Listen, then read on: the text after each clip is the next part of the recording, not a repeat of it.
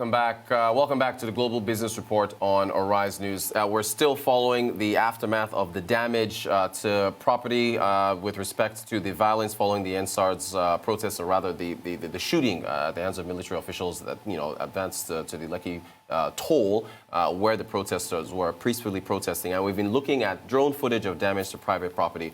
We continue the conversation now looking at real estate. Circle Mall at Jakonde in Lekki was just, decimated with respect to the damage that took place at the hands of Hoodlums. So we want to have a conversation from a real estate perspective with Ayo Ibaru, who is the COO and Director of Research at Northcourt. Putting up some of this footage here where we're looking at some of the damage to Circle Mall. So we're looking at, individuals. Look at that gentleman in the blue shirt carrying a fan out of the Circle Mall at Jakonde in Lekki. You can see people, this is cell phone footage from somebody who was at a higher floor. Individuals taking shopping carts and just looting the entire mall. So, and this is not the first time, unfortunately, that Circle Mall has witnessed this. There's individuals bringing out material there. Look at them, and I understand that they were hawking some of these materials or auctioning them off. It's understood a refrigerator that's worth thousands of naira was sold off for about 5,000–6,000 naira. You can see that guy carrying a chair. That guy's carrying a rug or a carpet. The next individual, it was a free-for-all at the Circle Mall. And so we want to talk about the damage. We want to talk about what could be done to rebuild, what investors, foreign investors would make of all this. Ayo Ibaru, Chief Operating Officer, Director of Research at Northcourt, is with us in our Abuja studio. Ayo, good morning to you. Thanks for joining us on the program. So, you're seeing the footage there, Ayo. Kicking off, can you put a naira value to, so there's ShopRite, unfortunately. And ShopRite was in the news. We covered it when they were divesting from their holdings in Nigeria. But, Ayo, what naira value can you put to the damage we're seeing here? So good morning, Reuters. Thanks so much for having me here. First of all, our condolences go out to everyone who has lost someone, who has experienced hurt in one way or the other. There's really no way, that can be compensated for. Now, in terms of naira value lost, that's a very difficult calculation to make. The reason is until we meet each of the shop owners, there's really no way we can find out. Some have lost as much as 50 million, some have lost as much as 100 million.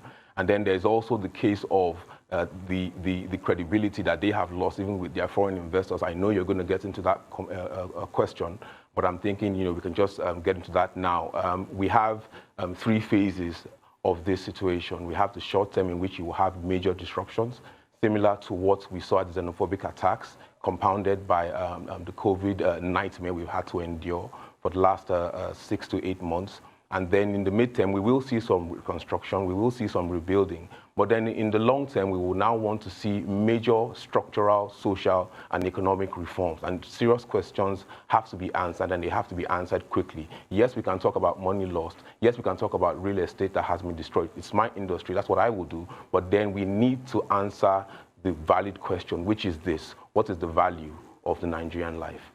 Thank you so much for that, Ayo. And I'm glad you mentioned the xenophobic attacks that occurred. Was, exactly. So, and this same mall, I believe also the mall, the Novare Mall at Shangotedo as well, were both hit by looting and so on and so forth. So between that time, which was just last year, and now, these losses, did they not begin to pile up and worry foreign investors when you've now got this following that incident? Okay, so the investments in emerging markets or frontier markets, as some people like to refer to Nigeria as, it's very simple. So it's always a risk. But this level of destruction, this level of carnage, this level of absence of security forces will make prosecuting the argument for investing in Nigeria's retail sector much harder than it already is. Because I've spoken with a few of these developers, a few of these players in the investor market. And many of them are saying, look, Ayo, even 18 months, even 36 months, we're still seeing certain things like this on a consistent basis. We're out. Wow. We're out because you can only invest you can only invest so much. You can only invest so much in an environment. I mean, what gives? West Africa doesn't, I mean, Ghana doesn't do this. Other countries don't do this. So at some point in time, once we are done recovering, if we can, from the short-term disruptions, and then we're able to get some rebuilding ongoing, we need to have a concrete security plan. We need to have a concrete arrangement around financing, around protection of assets, around government involvement in ensuring that investors don't regret coming into Nigeria. We have to do something. Excellent. Thank you for mentioning that. Excellent point. So, if on the security side of things, if they were to so they rebuild, they try to restock, get the inventory back in, and beef up security. That cost, the added cost of beefing up your security at a site like this, or any site, if you were to build a shopping mall, does that now flow down into the added cost? Does that now flow down to retailers as far as the cost of the items that you're stocking, or how much you charge in rent to businesses that want to put shops there? Does that make things more expensive? Is basically what I'm asking. Oh, you raise a very valid point, and we will see that in the short term. At least for the next 3 to 6 months, you're going to see rent discussions revisited. You're going to see prices move in certain degrees or in certain directions that we weren't expecting. Those are expected in the short term. Any economist, any investment analyst will tell you these things. Right, so we can expect that. By the end of the day, what is the purchasing power of the average Nigerian? You can only raise your prices so much. If it's too expensive, I won't buy, or I will look for a cheaper alternative. It's that simple. It's rational behavior, classic economics. Thank That's you. what's going to happen. Perfect, and I'm glad you mentioned that again, because we're seeing that in the breweries sector with the competition that's taking place between the brewers and, of course, the purchasing power of the average Nigerian. Now, speaking of purchasing power, now, if we're getting into income now, there was a tweet talking about whether the investors, or rather the Circle Mall, regrets building in that area, because I just have to say, Jakande, unfortunately, is surrounded by, the income disparity is quite glaring in that area. And so it's been said that any opportunity that the individuals in the environs have, they will hit that mall. I just want to get your perspective. You're a developer, you're in this space. Did they make a mistake in situating their location there? Do they move? What happens next? And what's your take of the area? So before I answer your question, let me ask you a question. So what do I say to Novare? Novare doesn't have the same situational analysis that the Circle Mall project would have. It will bring out if you had done the same analysis, situational analysis for Novare, what you will find is that it's an okay environment. Middle to upper class live around there. But when the problem came, when the problem came, there was nothing anybody could do. You see, because you can't, I'm looking for the best way to say this. You can't blame someone for being poor. That's why we have government. Now, to answer your question, every situational analysis, every feasibility and viability study will show these things. But investment is always a risk. And the hope is that as people trust governments to take the right decisions, they will take the risk to bring their money in. But then we have to make sure that for every property investment that you make, I do research, I do advisory on a very regular basis. And yes, we will look into all these things. And yes, we will present our well-researched reports. And yes, you will read it. But then when you come in and one of the pieces move that you don't have any control over, what are you going to do? I can tell you categorically, God forbid, if this thing had happened in Lekki Palms, the same thing would have happened. The same people would have come in and would have looted. Because it happened in Novare, it happened in Jakande. If you look, okay, so since we're talking about tweets now, Ikeja City Mall, they quickly came out, was it 2 days ago, and said, look, we are not owned by a certain individual. Because they knew, it's not about where you are. If it is clear that the state doesn't have security to provide, if it is clear that the state cannot provide security for investment into the real estate market, there will be questions. There will be questions now. Gotcha. Now, that's the only way I can say it. Sorry, I'm not my usual happy-go-lucky self. It's a serious situation, and you're passionate. It's your sector, and I understand. I know you know about the damage it's going to cause.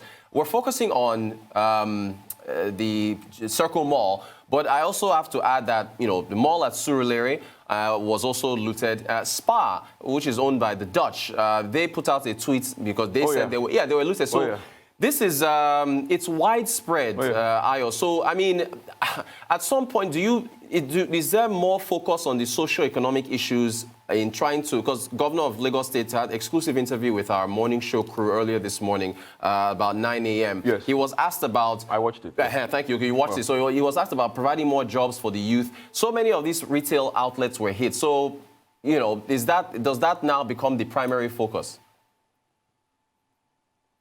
At the end of the day, water always finds its level.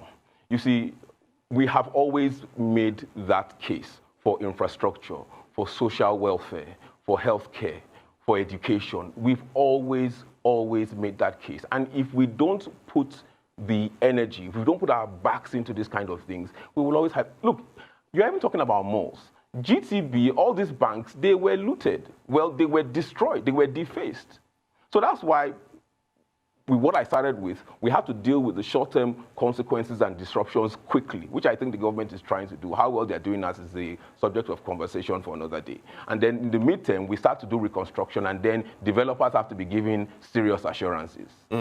Pricing has to be dealt with, costs have to be managed, the government has to step in, and then finally, we now sit ourselves down and say, look, if we don't deal with the social and the social infrastructure of Nigeria, of Lagos, of our emerging cities, of all the cities in this country, this is only something that will happen. It's a question of when.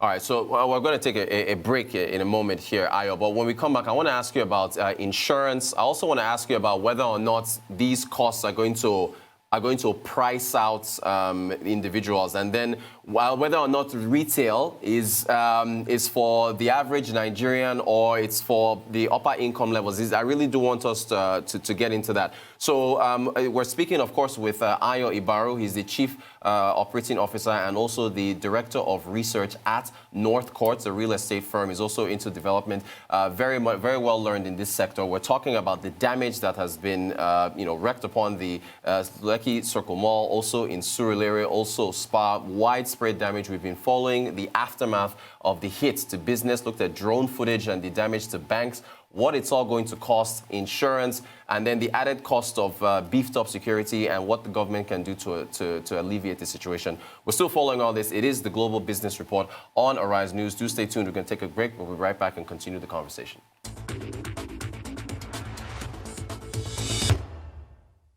Welcome back to the Global Business Report on Arise News. We've been talking about the destruction to business property across Lagos State. We're focusing on the retail shopping sector with respect to shopping malls. The Circle Mall at Lekki suffered serious damage. Looks like a war zone in the aftermath of heavy looting that was captured on amateur video.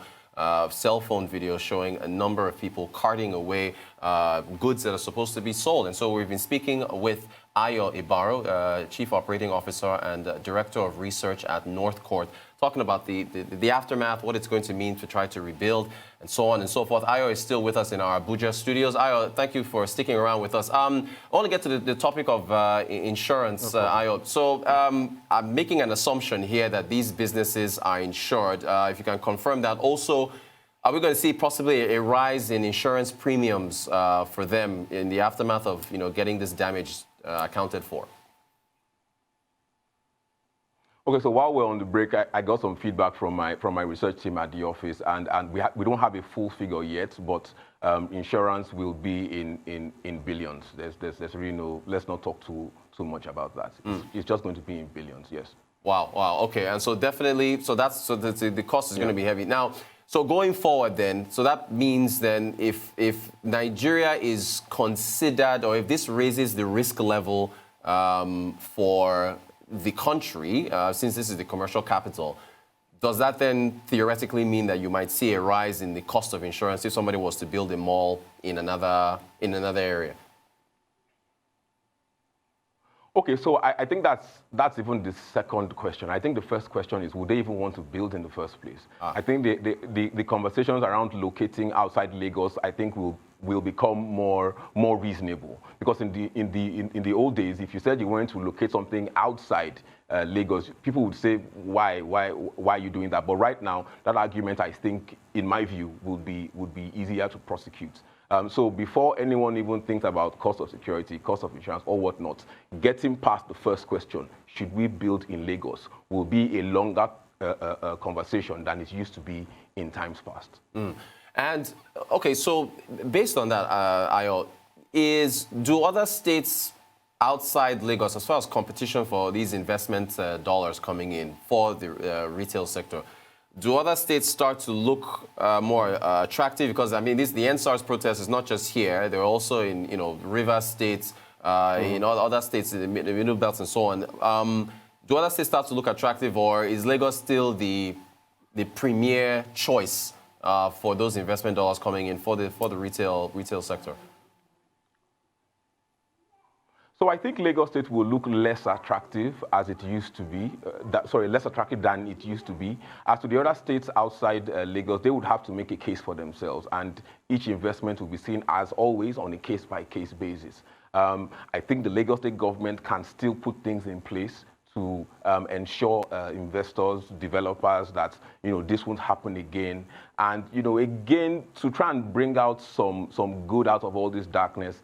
This does create an opportunity for redevelopment in terms of gross development value, and then we can now increase the standards, than what we had, in previous times. But I don't think it's a case of other states getting more attractive, because really, gross domestic product, purchasing power, ease of just getting things around in a state is highest in Lagos. Lagos has the port, so that cuts down, logistics, by a significant margin. So in the end, it's not that Lagos, other states get better because Lagos is bad. It's just, Lagos is not as attractive as it used to be, except the government takes a strong action to correct that already solidifying impression in the minds of investors.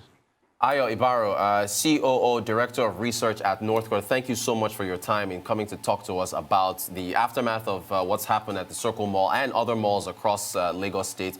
We appreciate your insight.